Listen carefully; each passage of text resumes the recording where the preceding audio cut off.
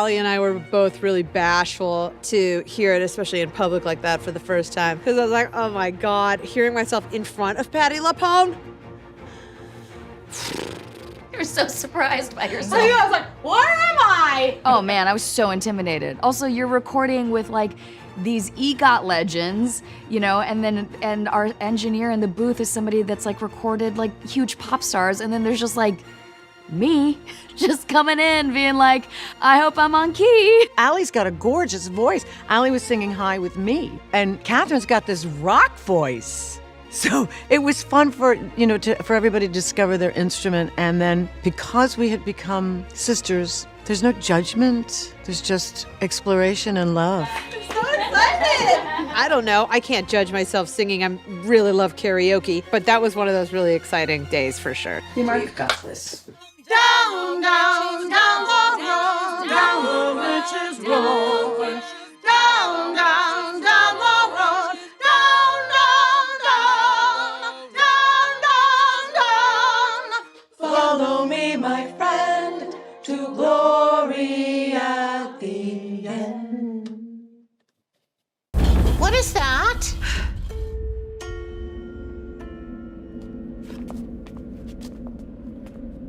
Was that there before? No. Open it. Is this the road? Because we should really, really go, like, right now. All right, here goes nothing. There is a comic called The Witch's Road, which we looked at and poured over and then came up with our own interpretation of the comic and of the world of it. And it was an enormous endeavor in the writer's room to figure out, what is the mythology of it? What does it look like? What does it feel like? How does the world function? So The Witch's Road is a legend. It is a myth. Everybody knows a witch who has an auntie or a sister or a somebody who went on the road and was never heard from again. So there is a lot of mystery at the top of the show surrounding what is the road, where is the road, what does it look like? I'm super excited to be taking a nearly fully practical approach with this show. When we were trying to figure out ways to ensure that the show spiritually felt like a spin-off to WandaVision, we looked back at the golden age of fantasy and horror. And so we utilized matte paintings, backdrops, and miniatures and forced perspective to create this show. And so the cast was able to feel grounded on set, which is so incredible. Rule number 1, do not step off the road. Okay, well now you.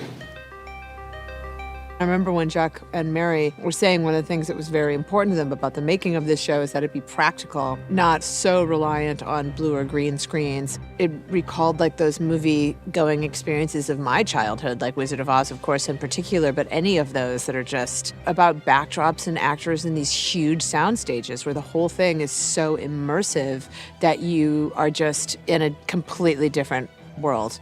It's exactly how I pictured it. Yes. Suits you. John Collins, our production designer, just got right inside of Jack Schaefer's mind, and he created this incredible set. It all starts with a drawing and an illustration that we did to kind of get the look of the trees correct. And from that point, we had our sculptors do some little models that we made sure the look of the trees was dialed in. But that being said, then we didn't just make 50 of the same trees. We ended up, I think it was 55 individual trees that we sculpted. We built a series of steel armatures. And over the top of those steel armatures, we had basically sculpting foam that our sculptors put into place. And then we have the plasters come behind them and add some of the bark textures and smaller detail. And then we have the painters come over the top of that and add all the texture and the paint work. And then we have our greens team at the end adding a few real branches to the end of each and adding moss and leaves to some of these trees. So each one kind of has their individual character, and since multiple people were working on it, the individual artists were able to put a little fun twist on each of those. I never doubted us for a second. We talked about the deep greens of the forest, and that's kind of the danger zone if they step off of the path. And then we have different leaf colors that define the path depending on which trial they're going to. So we have blue leaves, we have kind of a yellow and red mixture, we have purple leaves. In a way, the color of the leaves kind of gives a clue as to the next trial that they're going to. Waxing moon. The fire phase. It's splitting a fine line between trying to make it feel real in the first few episodes, because we want to believe that we're in, a quote-unquote real place. And then as our story develops and we see that it's a little bit of a construct of teen/Billy's mind, at that point we start to see the seams in our scenery a little bit, and we start to realize that it's a little bit more theatrical than we once thought it was. I remember the first time we walked onto the set, me, Jack, and Catherine, at the end of the road, we had like a big hug, and I just started crying. I've had a lot of incredible days working within the MCU, but today perhaps is probably the most rewarding I've ever had to see the cast and the crew react so viscerally is a really special thing. John Collins designed it. John. John. Oh my God. John. So, yeah. Thank you very much. I couldn't believe the scale of it. I couldn't believe the detail, and I couldn't believe the practical magic of it. I mean, we had little fireflies actually that would just like glow on and off, and little mushrooms that would like light up, and the backdrops that would be for different times of the day, and the lighting board on the ceiling was just absolutely incredible. Look at the moon, you guys. So cool. There was a lot of R&D going into not just the base of the road itself, but also special moments like looking off into the beach house, which we built as a miniature and put it in front of a backing. The art department generates a set of blueprints of what the house would be if it was built full scale. We take that blueprint, we enter everything in the computer, and we scale everything down to the scale we're working at. And then we dissect all of the parts and we start assembling them. So we basically hand cut the pieces that have to be hand cut. Like all of the shingles that are covering the house are all cut out of cedar, they're cut to scale size, and they're cut by hand. All the little copper flashings on the roof are scaled down and cut by hand. We try to make it as authentic as we can. It'll probably take us about 3 weeks start to finish to build the beach house. We'll put all the detail pieces on. We'll 3D print all of the windows and doors and rocks and things of that nature. We'll send everything over to our paint department. They'll paint everything.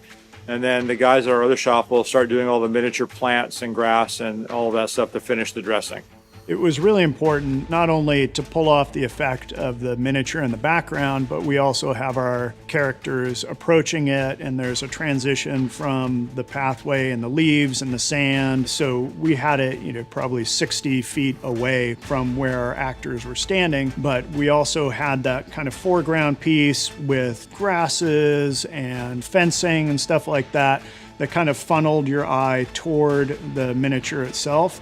Now this is a house. Getting to do things practically is such a joy. And that beach house, we planned that. We've been planning that for months. Because on our journey, the women are on the road and then the beach house appears and we go from dark to sunset. So figuring out how to do that reveal, and we're using this beautiful flare. So it's months and months and months in the making for that one shot. And when that shot happened, I literally was crying. I'm like, it happened and it was beautiful. There are multiple layers there that we figured out kind of in a 3D model. And then still, when you're putting it all together, we're taking our best guess, but we all kind of breathe a sigh of relief when the frame actually gets up on the day and it's all working correctly. Right off your vision board.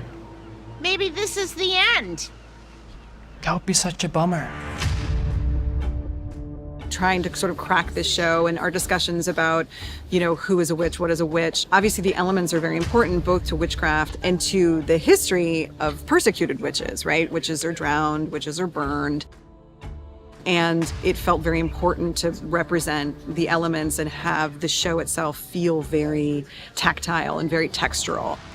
The first trial, the water trial, it is sort of a Hamptons beach house. Not exactly the stuff of nightmares. With the costumes, we have to figure out what are the rules of the road. And How is the Road as a character manipulating each of these witches? Is it bad? I think she looks fantastic. Oh, I showed up to work like this. I just woke up and came to work, and they were like, I guess you're done. Those prosthetics, it was amazing, and they were such good sports because that took, I think, 4 hours per actor, and they were in it all day and stayed positive and like just so happy all day. It was very fun. There were so many firsts for me. I've never had prosthetics. You know, I've never had that cast thing done on my face. Wow. I never know what's going to happen. It's a delight. We're gonna do it dry, even though we're set up for water, a couple of times, just to be sure everyone feels good. We've got camera down, you guys know what's happening.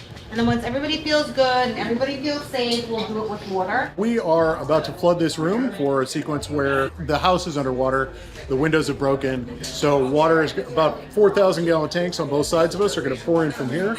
We have 2 3,000 gallon tanks up this staircase that are gonna bring water in here. And we'll end up with about a foot of water swirling and flooding on the floor here while our cast attempt to escape outside of the oven over there. I am not climbing into that oven. That happened to a friend of mine once. She had a lovely house too.